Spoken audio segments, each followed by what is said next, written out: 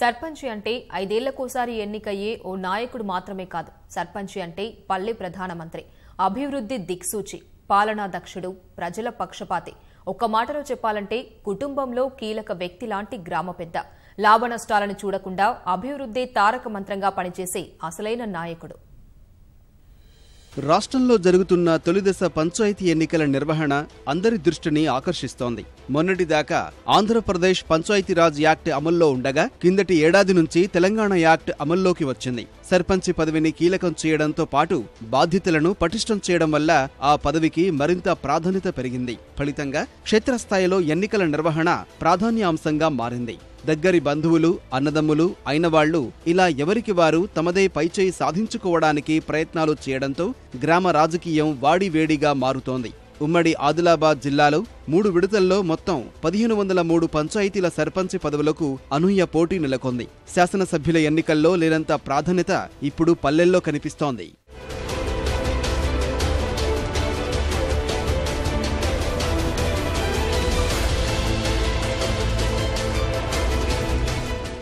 గ్రామ సచివాలయంగా పేర్కొనే పంచాయతీ ఎన్నికల్లో సర్పంచి అనే పదానికి మార్పు తెచ్చే నాయకుడని అర్థం ఉంది. ప్రభుత్వానికి గ్రామానికి మధ్య వారధిగా నిలిచే సర్పంచి నిర్ణయమే గ్రామానికి శిరోధార్యం.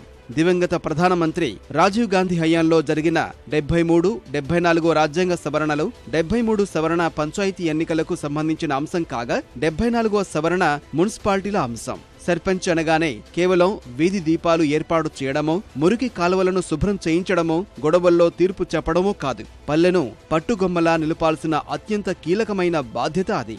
ఇప్పుడిప్పుడే ఆ భావన పల్లె ప్రజలను ఆలోచింపజేస్తోంది. సర్పంచ్ అంటే బరువుగా కాదు, బాధ్యతగా ఉండాలి.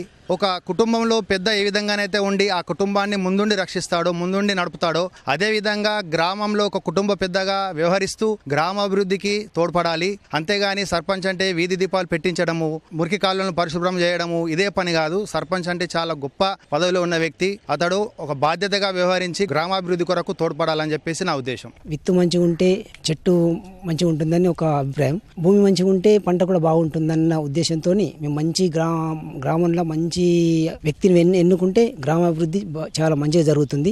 గ్రామ సర్పంచ్ కూడా నీతి నాదం చూడకుండా, వ్యక్తుల మధ్య భేదాలు లేకుండా అందరం ఒకటే అని చెప్పి అందరికీ అన్ని విధాలా సహాయపడుతూ గ్రామాభివృద్ధి చేయాలని ఉండాలా. యాక్చువల్గా సర్పంచ్ అంటే గ్రామానికి ప్రథమ పౌరుడు లాంటి వాడు. అతను అన్ని కుల మతాలకు అతీతంగా ఆలోచించాలి, నిజాయితీగా ఉండాలి. అప్పుడే గ్రామం అనేది ఆదర్శ గ్రామం అవుతుంది, అభివృద్ధిలో ముందుంటది. దేశానికి పట్టుకొమ్మలు గ్రామాలే కాబట్టి గ్రామాలని మంచిగా చూసుకుంటే మన జిల్లా బాగుంటుంది, జిల్లా బాగుంటే మన స్టేట్ బాగుంటుంది, స్టేట్ బాగుంటే మన దేశం కూడా బాగుంటుంది.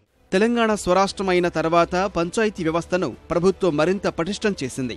జిల్లాల మాదిరిగానే పంచాయతీల సంఖ్యను పెంచింది. ఉమ్మడి ఆదిలాబాద్ జిల్లాలో ఇదివరకు 866 ఉన్న గ్రామాల పంచాయతీల సంఖ్య ఇప్పుడు 1503కు పెరిగింది.